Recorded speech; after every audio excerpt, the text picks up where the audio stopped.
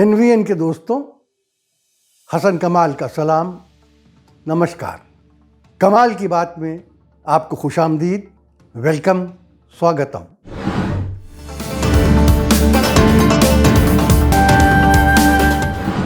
दोस्तों, उत्तर प्रदेश चुनाव का छठा राउंड भी खत्म हो गया। यह राउंड बहुत इंपॉर्टेंट इसलिए था कि इसमें अगर एक तरफ आदित्यनाथ योगी थे तो दूसरी तरफ एक जगह उत्तर प्रदेश कांग्रेस के चीफ अजय कुमार लल्लू थे और तीसरी जगह स्वामी प्रसाद मौर्य थे, जिन्होंने सबसे पहले बीजेपी में बगावत का झंडा उठाया था और उनके जाते ही बीजेपी में भगदड़ मच गई थी। ये तीनों छठे राउंड में जगह जगह से उम्मीदवार थे। आदित्यनाथ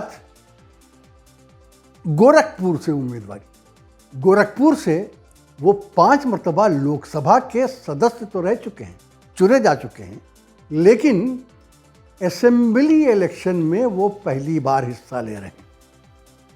इससे पहले वो असेंबली का इलेक्शन कभी नहीं लड़े थे। लेकिन सबसे पहले ये समझने की कोशिश की जाए कि आदित्यनाथ गोरखपुर से ही क्यों लड़ रहे हैं। वैसे तो कोई भी कह देगा कि साहब वो गोरखपुर में से सांसद रहे हैं, लोकसभा के मेंबर रहे हैं, मेंबर पार्लियामेंट रहे हैं, 5 मरतबा जीते हैं, वो घर है उनका और वहाँ उनका बहुत असर है और उनका बहुत वहाँ पर दबदबा है, तो जाहिर इसलिए लड़ रहे हैं। मगर ये इतनी आसान बात नहीं है, क्योंकि आदित्यनाथ गोरखपुर से इलेक्शन लड़ना नहीं चाहते। उनकी फर्स्ट चॉइस, उनकी पहली पसंद राम जन्मभूमि अयोध्या थी। वो अयोध्या से इलेक्शन लड़ना चाहते थे और उन्होंने कहा भी था कि मुझे इलेक्शन का टिकट अयोध्या से दिया जाए। वैसे तो आदित्यनाथ की बात टालना किसी के बस की बात नहीं, लेकिन अजीब बात यह है कि जब उन्होंने अयोध्या से टिकट मांगा तो बीजेपी की हाई कमान का मतलब नरेंद्र मोदी, अमित शाह 2 और आधे मोहन भागवत 2.5, ये है बीजेपी की हाई कमान।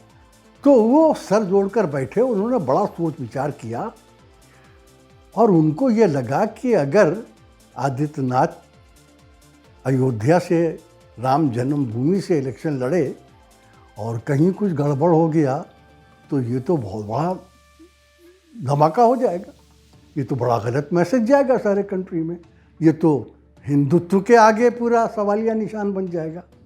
तो उन्होंने ये सोचकर उनसे कहा कि नहीं, आपको अयोध्या से टिकट नहीं दिया जा सकता। आदित्यनाथ को बहुत बुरा लगा, मगर मजबूरन चुप होना पड़ा। तो फिर उन्होंने कहा कि अच्छा चलो, राम जन्मभूमि न सही तो कृष्ण जन्मभूमि सही। तो उन्होंने मथुरा से टिकट मांगा और वो मथुरा गए भी, रैली भी की और रोड शो भी शायद किया। उसमें ग्लैमर के लिए हेमा मालिनी भी शरीक हुई, मुझे ठीक से याद नहीं, लेकिन शायद स्मृति ईरानी भी उसमें शरीक हुई। लेकिन वहाँ भी वही 2.5 आदमियों की हाईकमान ने सोचा कि अगर यहाँ भी कुछ गड़बड़ हो गया तो भी बहुत गलत संदेश जाएगा। तो फिर ये तय किया गया कि इनको वापस गोरखपुर भेजा जाए, जहाँ गोरखनाथ का मठ भी है, जिसको मठाधीश भी हैं, जहाँ से वो लोकसभा के एमपी भी रह चुके हैं। चुनांचे वहाँ अगर कुछ हुआ तो फिर सारी जिम्मेदारी उन्हीं के ऊपर होगी, किसी और की जिम्मेदारी नहीं होगी, हारेंगे चाहे जीतेंगे। लेकिन इस तमाम कवायद में हुआ ये कि एक संकेत, एक इशारा ये चला गया कि बीजेपी को ये लग रहा है कि आदित्यनाथ हार भी सकते।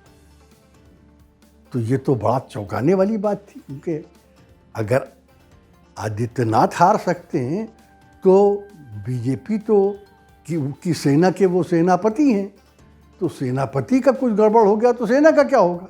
क्योंकि शुरू में आप लोगों को याद होगा कि एक बीजेपी की अंदर की एक रिपोर्ट सामने आई थी, लीक हुई थी, जिसमें यह कहा गया था कि कई बीजेपी के जो असेंबली के मेंबर हैं, एमएलएज हैं, यूपी असेंबली के, उन्होंने ये कहा कि आदित्यनाथ की लीडरशिप में अगर बीजेपी ने इलेक्शन लड़ा तो 100 सीटें भी मिलना मुश्किल हो जाएंगी। तो जाहिर है कि ये संकेत गया कि आखिर बीजेपी शायद क्यों डर रही है आदित्यनाथ के बारे में कि वो जीत भी सकते हैं और हार भी सकते हैं। इसके अलावा आदित्यनाथ यानी योगी साहब वो बीजेपी के स्टार कैंपेनर भी रहे। जहाँ कहीं भी इधर असेंबली इलेक्शंस हुए वहाँ पर बीजेपी ने आदित्यनाथ को स्टार कैंपेनर के तौर पर भेजा है हर जगह। कर्नाटक हो, हरियाणा हो, महाराष्ट्र हो, तेलंगाना हो, हिमाचल प्रदेश हो, पश्चिमी बंगाल हो, हर जगह वो स्टार कैंपेनर बन के गए।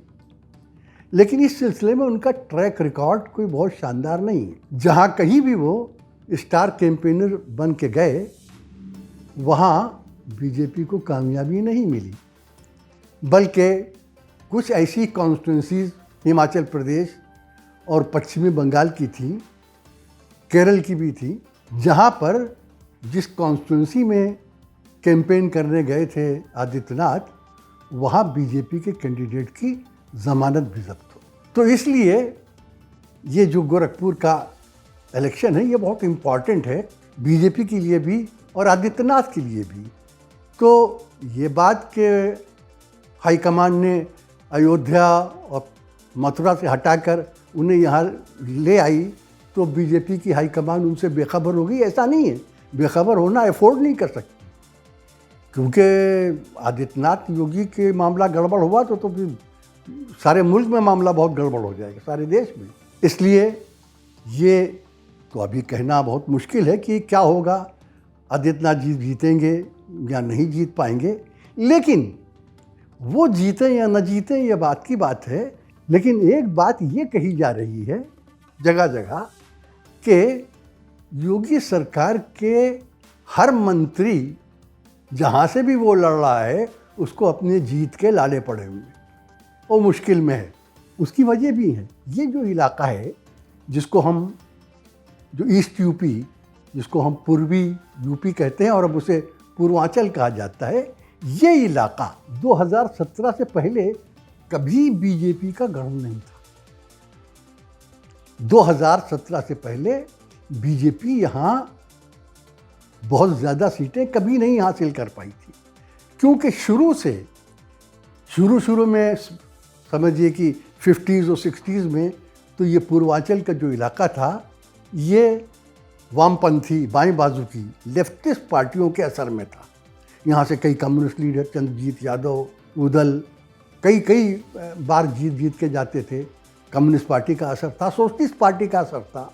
यहाँ गोरखपुर ही में एक बहुत बड़े लीडर हुआ करते थे 60s में, शब्बल लाल सक्सेना, बड़े ट्रेड यूनियन लीडर भी थे, उनका भी बड़ा असर था। तो इस इलाके में बीजेपी का असर बहुत बाद में आया, 17 के बाद आया। उससे पहले यहाँ पर समाजवादी पार्टी का भी अच्छा खासा गढ़ था। आजमगढ़ वगैरह में तो मुस्लिम यादव बहुत बड़ा वोट बैंक भी था।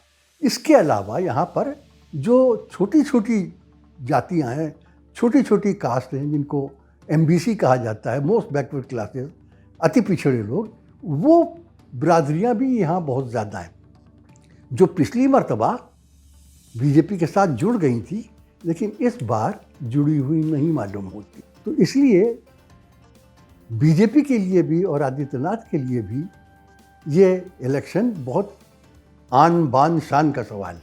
और इत्तेफाक से एक हैरतअंगेज़ बात है कि जो खबरें अभी तक आई हैं उसमें ये पता चलता है कि गोरखपुर में जहाँ आदित्यनाथ योगी खुद लड़ रहे हैं, उस कॉन्स्टिट्यूंसी में सिर्फ वोटिंग बहुत कम हुई है। 50s में 53 या 54% हुई। दूसरे, इस इलाके में आदित्यनाथ के सामने जो कैंडिडेट है वो हैं मिस श्रीमती शोभावती शुक्ला। शोभावती शुक्ला उत्तर प्रदेश भारतीय जनता पार्टी के चीफ उपेंद्र दत्त शुक्ला की बीवी हैं। उपेंद्र दत्त शुक्ला को कहा जाता है कि आदित्यनाथ ने एक इलेक्शन में हरा दिया था। कोविड में उनकी डेथ हो गई। उनकी अनबन थी आदित्यनाथ से। अब उनकी बीवी को समाजवादी पार्टी ने टिकट दिया है। एक और अहम बात यह है कि इस इलाके में गोरखपुर में एक डॉन फैमिली थी, हरिशंकर तिवारी की। हरिशंकर तिवारी अब समाजवादी पार्टी में है। उनकी पहले भी आदित्यनाथ से नहीं बनती थी और अब तो वो समाजवादी पार्टी में है और वो पूरी तरीके से शोभावती शुक्ला के पीछे खड़े हैं।